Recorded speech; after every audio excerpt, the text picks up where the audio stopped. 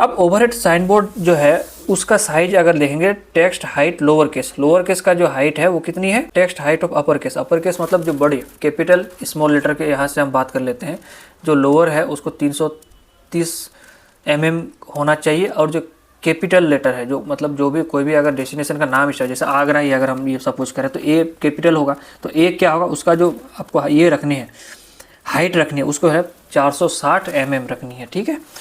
अब उसी तरह फ्लैग टाइप डायरेक्शन साइन जो आप सपोज कर जो शोल्डर पे लगाते हैं, उसका जो लोअर केस का हाइट होगा उस 245 mm का होगा, और जो अपर है वो 345 mm का होगा।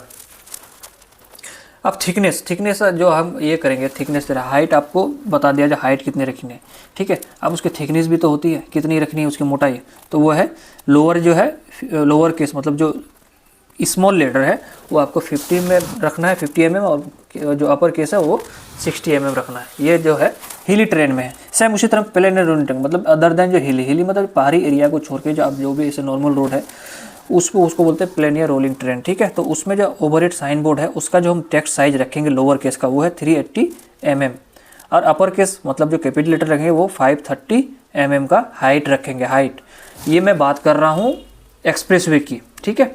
एक्सप्रेस वे में बात कर रहे हैं, नेशनल हाईवे की नहीं कर रहा हूँ। नेशनल हाईवे के लिए हम अलग से वीडियो बनाएंगे, हम सिर्फ अभी एक्सप्रेस वे की बात कर रहे हैं।